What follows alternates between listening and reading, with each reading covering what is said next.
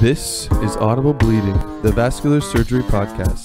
We're here to help you keep your finger on the pulse.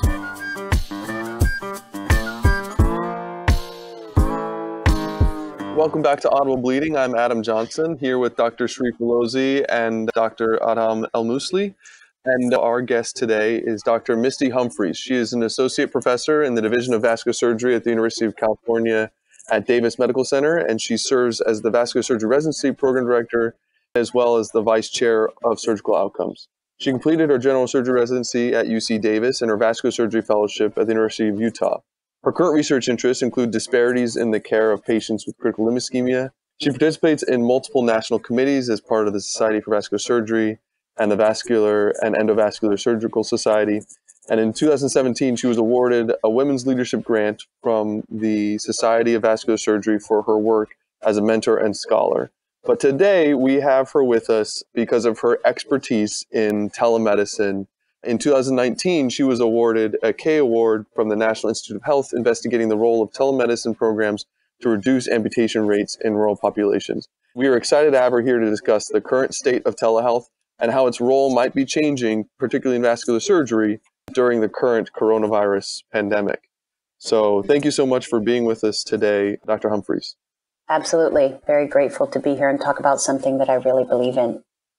Can you give us a brief summary and define telehealth and the scope of its current use? Maybe a couple weeks ago? So telehealth and telemedicine are two very different concepts, actually. Telehealth encompasses the many different aspects of remote monitoring, wearable health technology, e-consults, store and forward imaging evaluation, and then it also encompasses telemedicine. And all of those things are different ways with which we are using technology to take care of patients in places that don't have the resources to do things that some of the big academic or big tertiary care centers do. We all have seen the tele-ICUs or the way that they've set up remote monitoring for ICU care, where there may be one particular critical care specialist who's taking care of 3 small hospital intensive care units. That is an example of remote care monitoring. Wearable health technology is very interesting because it's getting more and more use in things like diabetes or in endocrinology. E-consults, which are a form of talking with a specialist about a patient, but not necessarily sending them to a specialist, were recently approved by CMS and are funded as a method of consult.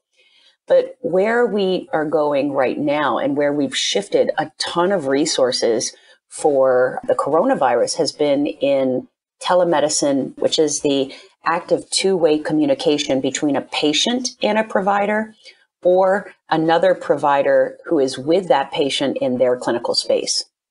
So we've both heard telemedicine and telehealth used interchangeably. Can you tell us, how did we arrive at telemedicine the way it is today? How did it start and how did we get where we are now?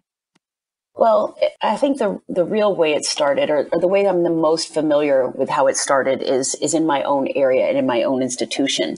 So I am at UC Davis, which is in Central California. And in 1992, we started doing telemedicine. We started it because we serve a number of rural communities where they really did not have pediatrics and specialty pediatric care, but those patients were not able to be transferred to our facility. So for me, the way I think of how telemedicine started was at my own facility when they started with fetal monitoring out in rural communities. And then we have 2 very significant researchers who started to do research. But there is a lot of telemedicine that has been done. In vascular surgery, telemedicine has been done also since the 90s. There's a study that was published very early on by the group out of Mass General, which I believe was in 1998. And they were looking at the feasibility of store and forward imaging, which is where you take a picture and you send it to a specialist to look at. And so telemedicine in that regard has really been around since the 90s. Where do you see the role specifically for vascular surgeons currently? So in addition to store and forward imaging that began in the 90s looking at patients with wounds, telemedicine, being face-to-face or video imaging with a patient, has become much more significant as we find that patients can't travel. We all know our demographic of patients. They're older. They're typically in their 50s to 80s. They have severe limitations in their own ability to drive or in getting family to take them to their appointments, having to use public transportation sometimes, asking family to take time off. All of those things are a very substantial effort. A lot of times patients come back multiple times for imaging studies and then to see the physician. So there are a number of ways that telemedicine, being face-to-face imaging with patients, has started. One of the people that does a lot of this is Judith Lin, and she started doing a lot of her follow-up care through telemedicine. She would see her patients at the Vascular lab where they were getting their studies, and then she would see them through a Skype-based system to talk to them, see how they were doing. She would go over their studies using that as sort of the objective of the physical exam and talk with them. And that is how we have adapted. So my research is about how to use telemedicine for patients with critical limb ischemia. But it's really applicable to a lot of different areas in vascular surgery, because what you can do is you can take patients who live in rural areas and you can offer them some of the most sophisticated procedures that they don't know about and they don't have access to. And that's actually something that I think is amazing, because you can bring centers of excellence to the patient rather than requiring the patient come to the center of excellence. Now, of course, when they do want to have the procedure, yes, that part still has to be done at the larger center, but then you're having them come down once for one visit rather than having them come over and over again. And our goal is also to be able to do their procedure at the tertiary referral center and then have them get the rest of their care back in their local community. When we did some research early on with telemedicine at UC Davis, what we found is that the community that they lived in actually had an increase in the number of studies that were done after the procedure, follow-up visits that were all done within that community. So not only does the tertiary center do well and thrive by doing that procedure and building their reputation, but the local community also gets something out of it because that care stays in the local community. So are you doing your initial consults as well? You mentioned that for complex care in communities that doesn't have it, they can reach out to a tertiary care center, or is it more follow-up visits that can be done telehealth? So we started by doing follow-up visits. When I talk about telehealth right now, the way I tell people to get started is that it's really provider-driven. And the easiest way to get started is to do some of the low-hanging fruit patients. So your patient who is coming back to be seen for a post-operative check and maybe just have a wound check. Those are patients that can potentially be seen through a telemedicine visit. A patient who's getting imaging surveillance, that patient, if they can get the study closer to home and the study can be transferred and seen, that actually is somebody who may not need to come in for a visit. So when I tell people to get started doing it, I tell them to start with follow-ups. But ultimately, yes, our goal is to expand this to patients when they're coming in for their initial visit. Right now, a lot of patients can't conceptualize what it really looks like to have a visit with a provider or build a relationship with a provider through the internet. So we're still in the very early phases of using telemedicine in some of our advanced aged populations. But in some of the younger populations where they constantly use FaceTime or constantly use some of the other video-based technologies, they actually find it very easy and they don't have as many concerns about it. But it depends on what type of case it is. So for instance, if it's a patient who has an aortic aneurysm, you know based on your imaging what you're going to offer them potentially.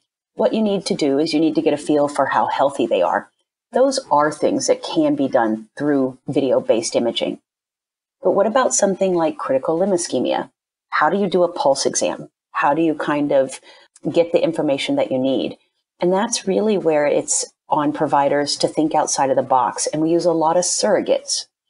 So for instance, when we're doing limb ischemia, we work very closely with the referral centers to have them do ABI measurements and to also have them use the Wi-Fi scoring tool. That way we can get a good feel for what the wound really looks like there, as well as what the arterial flow is. And then we do other Doppler-based examinations with a surrogate provider that is in the room with the patient if they are at a remote clinic. Is that usually a physician, or can it be a nurse practitioner or a PA? We use nurses, we use MAs, we use nurse practitioners. A lot of times that conversation that you're having is really with the patient. What we want for the assistant person to do is to use a Doppler to try and listen to the signals in the foot, or specifically, we also usually listen to the femoral signals.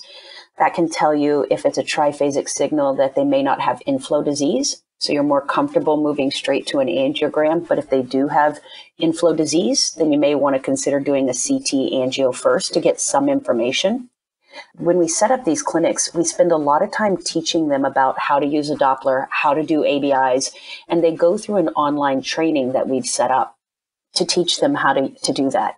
Everyone in the clinic goes through it. So even the person that checks the patient in goes through the training so that they understand that when a patient is coming for a wound on their leg, they may need an ABI. So we try to put everybody in the mindset of picking up critical limb ischemia or thinking about vascular disease in these rural clinics.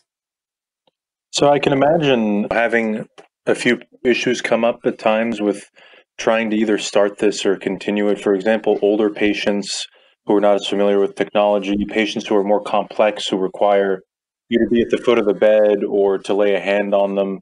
As some examples, what are some of the barriers that you've encountered in utilizing telemedicine, or some barriers that you can see going forward that may make it difficult? So to me, there are four main barriers when it comes to the utilization of telemedicine in vascular surgery. And one of those is reimbursement. I could go on and on about reimbursement. I recently saw an article that was on the front page of the Vascular Specialist that said that more vascular surgeons should use telemedicine and that all they need to do is add the GT modifier. If you do that, you're going to cause your hospital to go bankrupt. You're not going to get reimbursed, and you're also not going to be in line with that. What is the GT modifier? It's a modifier basically that says you're using telemedicine, but that's actually not reasonable to do because there are very specific places that you can use telemedicine. Right now in the pandemic, all bets are off. The Department of Health and Human Services has waived limitations and requirements for telemedicine. So right now, there are no limitations on where it can be done. But when the pandemic is over, what we will see probably with CMS is it will go back to their standard telemedicine rules, which are Medicare has originating site requirements. And the originating site can be a physician's office. It can be a rural health clinic. It can be a federally qualified health center. It can be a skilled nursing facility, a dialysis center, or a mobile stroke unit. The only time that Medicare will pay for a home-based telemedicine is for end-stage renal disease, so patients that are getting home dialysis, and for patients that have opioid addiction and are going through treatment for that. And again, that is the standard when we are not in the pandemic. Right now, all of that is waived, and you can do direct-to-consumer telemedicine through Medicare, which means the patient is potentially at home. So my understanding with the current state within the pandemic is that they treat telemedicine visits to the home similar to and reimburse similar to clinic visits. And that was not the case previously? Correct. So that is not the case for Medicare. Medicare has a originating site and a distant site geographic specificity to it. So the originating site is where the patient is, and the distant site is where the specialty provider is. Right now, because of the pandemic, they have waived all geographic restrictions for Medicare. What we hope and what the Center for Connected Health, which is a coalition of people that are very interested in telemedicine, what we are always pushing for are laws to change the way that Medicare is set up. But as you can imagine, that is a congressional bill that has to go through to change the way Medicare reimburses and the geographic restrictions. So right now in the pandemic, that is waived, but most likely that will go back to normal when everything dies down. In addition to Medicare, you also have to think of Medicaid, and then you have to think of private payers. So private payers, depending on the state, there are different laws about whether or not they have to cover telemedicine or not. In California, we have some very aggressive telemedicine laws. So if you provide health insurance in California and you are a private company, so Blue Shield, Aetna, you have to pay for telemedicine visits. In addition, California just passed a law in October of 2019 that will go in effect in 2021 that says not only do you have to pay for telemedicine visits, but you have to have payer parity. So you have to pay for them the exact same reimbursement that you would reimburse a in-person visit. Based on time codes, I assume. Correct. And we do it all based on E&M time codes. Correct. The other thing that Medicare requires is you have to have consent.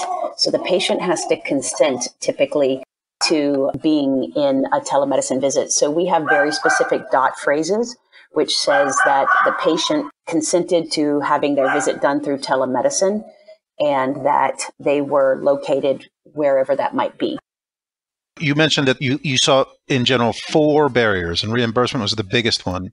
But what are the other barriers you see towards implementing a telemedicine program?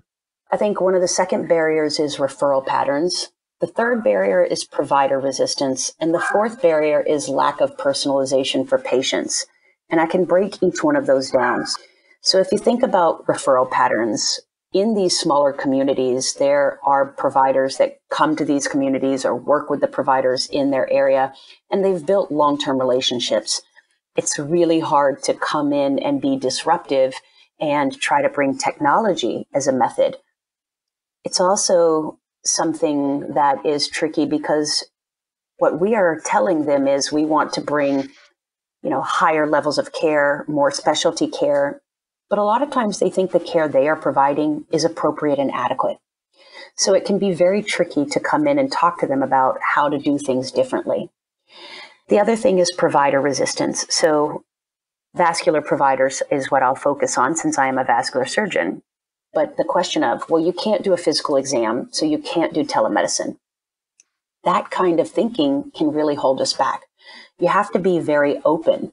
So as I mentioned, the example of critical limb ischemia. Some people, whenever they see a patient with critical limb ischemia, they want ABIs, they want a duplex, they want a CT angio. They want every bit of information before they decide what procedure that patient is going to get. You can't really do that with telemedicine. You have to be comfortable with saying, this patient has critical limb ischemia. They have an ABI of 0.3. They have a wound on their foot. This person is going to need to have an intervention. Let's bring them down. Let's do an angiogram. If we can do an endovascular procedure, great. If we cannot and they require an open procedure, let's schedule them, keep them in the hospital and schedule them for their procedure and do all of that workup and move through it. And that's very resource intensive. Well, the final thing that I mentioned was lack of personalization for patients. So a couple of years ago, I did a research study where we did qualitative interviews with patients with critical limb ischemia to determine if they felt that they would be comfortable doing a video visit with their provider. And all of these patients had a wound and they were in the hospital. And what we found in there is that a lot of patients couldn't really conceptualize what a video visit would look like with a provider. So when we showed them a video of it and said, this is what the encounter might look like, then they were able to kind of understand it. But they too didn't necessarily want to have their very first visit be a video visit. A lot of times they wanted their follow-up visits to be a video visit. The only situation in which they could see doing a telemedicine visit was if the provider where they lived, so their primary care doctor, their wound care doctor, If that person introduced the physician who was doing the telemedicine visit, they felt a lot more comfortable, and they felt very comfortable meeting and setting up a relationship with that provider. So there is still absolutely patient resistance too. We, as the people doing telemedicine, have to make them comfortable, and we have to change the way we normally do our interactions with patients. Thank you very much for going through those barriers. I mean, it seems like it's a great technology, but a part of the culture of medicine, is in a way playing a part of that provider and patient delay and acceptance. But it seems like currently there's really this necessity to shift towards more distance visits and using this technology. How can we leverage the current climate to get those later adopters or those people who are resisting to best support them as they use this new technology because now they have to? I think if you can give them some tips on how to make it work well in your clinic, it's really useful. So for instance, when we set up a new provider with a telemedicine clinic, we have them bundle when they're going to do their telemedicine visits. We have them either do it at the very beginning of the day, so 8 o'clock in the morning, or we have them do it right when they return after lunch. We do that because in-person patients are late. It takes the nurse 10 minutes to put them in the room. You're never really starting at the same time that the appointment really says. Telemedicine patients are never late. They're on the line a minute or two before. They're ready to go right at the time that the visit says. So at 12 o'clock or 1 o'clock, 1:30, they're on the line. That's kind of nice because you can keep yourself on schedule. So if you block them in the morning or immediately after lunch, you can stay on schedule and you don't kind of get off task. The other thing I tell people is when you're doing this, we tell people to set up a workstation. So we have a dual computer workstation, and we have an area where you can set your smartphone if you're using your smartphone to do it, and a charger. We have headphones so that it's all quiet and all of that. And you can do the visit, and then with a dual screen computer, you can type your note as you're talking on one side. And on the other side, you can bring up images that you show patients. And patients, if you're a person who shows patients images in their clinic normally, like I do, patients still get the same personalized care. You have to talk a little slower. You have to take into account that there's a delay on the other side. So you have to let people finish completely. And you still have to be able to express that kind of concern that you would normally do in the clinic. But all of those things, if you do them and you do them well, patients feel as if they're still seeing you right whenever they did the first time, or, whenever they met you in the hospital. And it actually can help you to be more efficient. So if you are typing at the same time you're talking to the patient, you potentially can finish your note by the time you're done. That's always nice. When I've talked to people outside of California about doing telemedicine, there was a question that said, well, does it take more time? Because, you might spend only 5 minutes talking to somebody about their follow-up, but when you do telemedicine, it takes a little bit longer because you have to wait or you have to, show them images. And we haven't really found that yet. And if you look at all the data on telemedicine in other populations, patients always say that they liked it, that there's not a lot of patients that say that they didn't find that it was satisfactory or something along those lines. Judith Lynn's study in vascular surgery looked at, how much time it saved people. Overall, it saved them like 45 minutes of driving time. And it's saved them, I think, 20 miles in gas and money and things like that. So patients do appreciate it. So which platform are you using in your practice? Because I know that there are several out there. You want to use a HIPAA compliant platform. If you have Epic, Epic does have a video visit system that can be turned on. We have that available, and that is what we use with our direct to consumer. So the patient is at home or at work. That's what we use with those patients. In our telemedicine clinics, we use Zoom. Zoom is also a HIPAA compliant platform, and you can create a Zoom clinic, which is really nice. We have a vascular Zoom clinic. A patient joins the Zoom meeting, and the meeting ID is always the same. The meeting ID is our clinic phone number, so patients or providers in the other clinics can remember that. And then we have a waiting room. So the providers on the other side can never walk into somebody else's visit. You have to let them in. We like using the Zoom platform for telemedicine at other places. We also use it sometimes for patients that don't have a smartphone or a tablet, because the Epic video visit system is only mobile app based. There is no desktop version as of yet. I have been told that that's coming out, but some people use Skype. So they use Skype for business. I'm not 100% sure that Skype is a truly HIPAA compliant platform. You can use WebEx depending on what technology you have, but working with your IT group can work with you on that and help you figure that out. We have 1,600 licenses for Zoom that we have obtained at UC Davis so that our providers can do this and we can set up remote clinics for patients.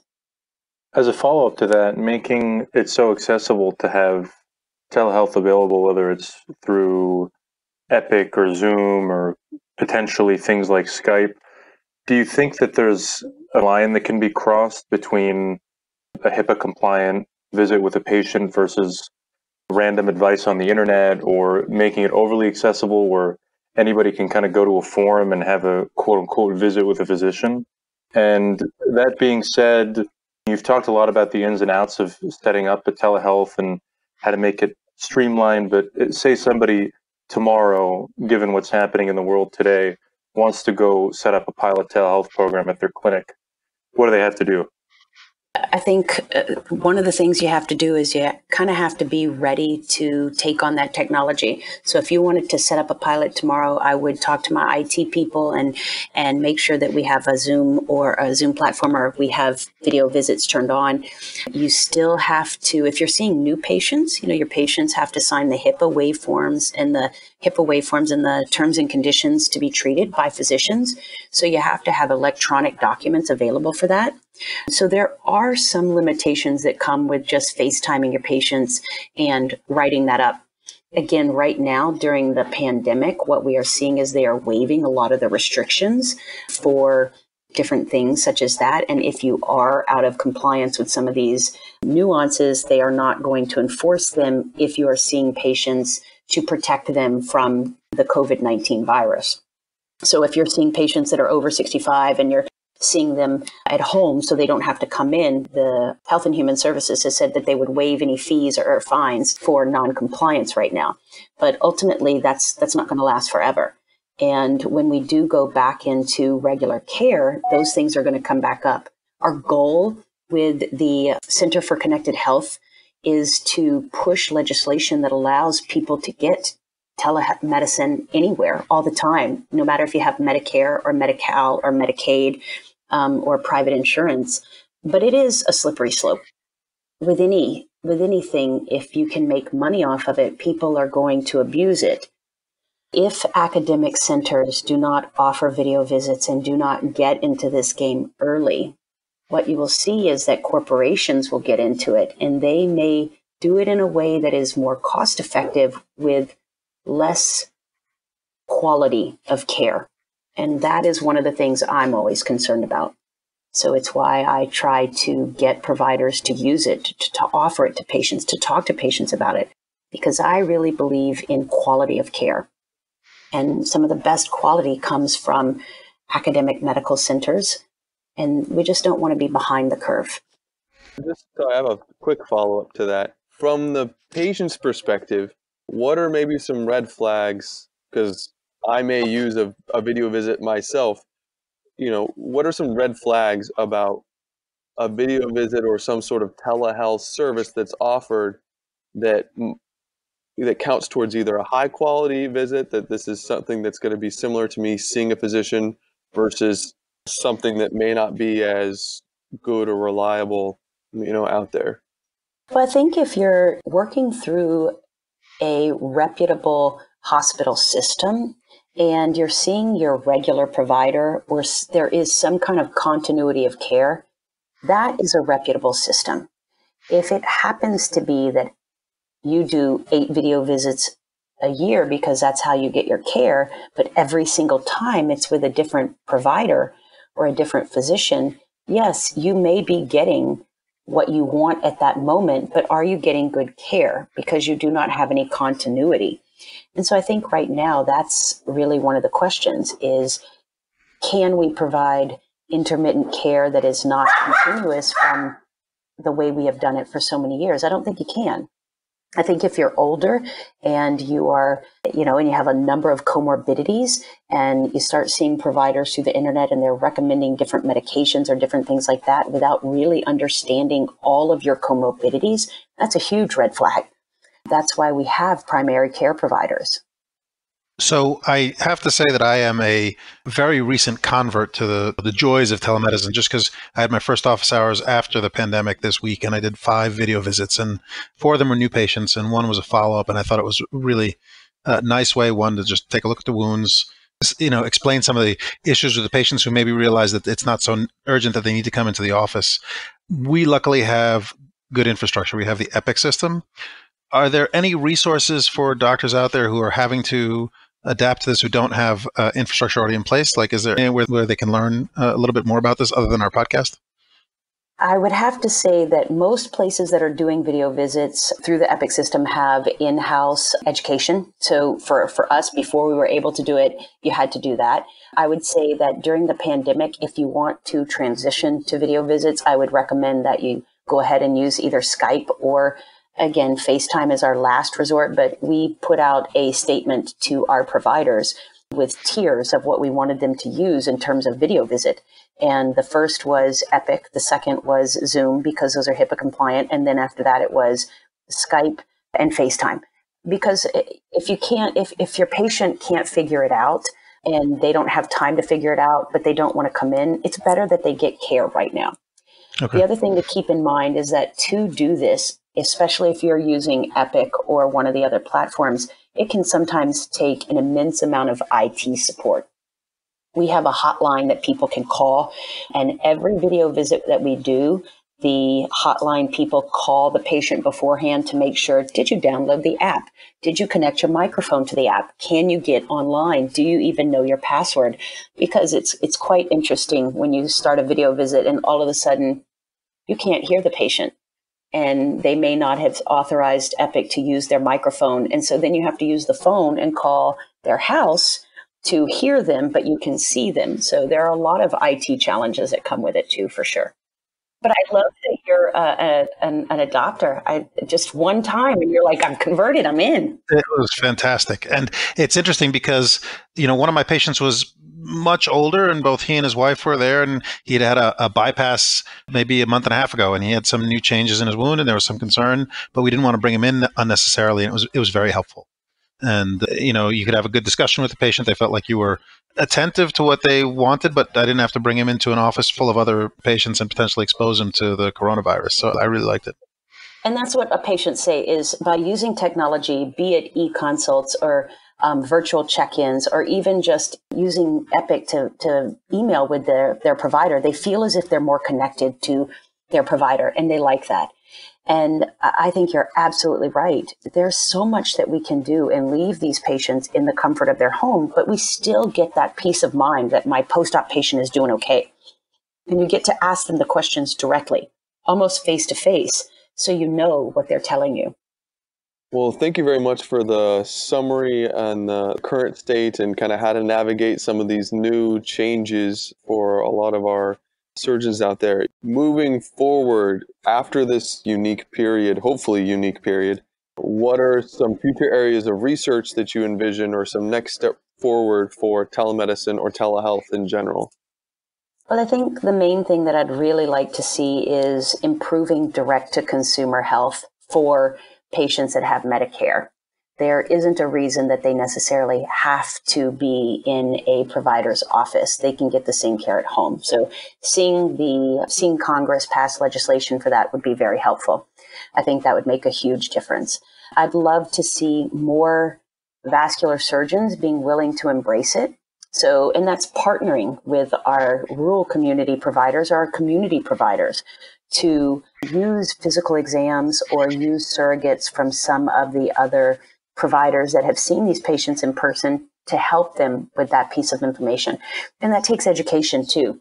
So I'd love to see the SVS do some partnerships on how to see patients with critical limb ischemia and partner with your rural health clinic or your local wound care clinic so that those things can be done. And that's my whole goal in life, is to change the world. And this is some really disruptive technology that I hope will change the world drastically.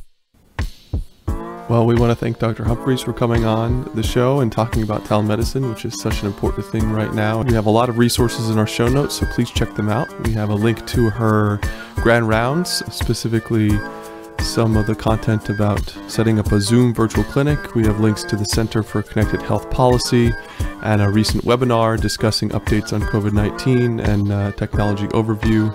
There's a lot of information out there, so please don't let that stop you from utilizing this great technology. And we'll have more content out for you as things evolve. Thanks for listening.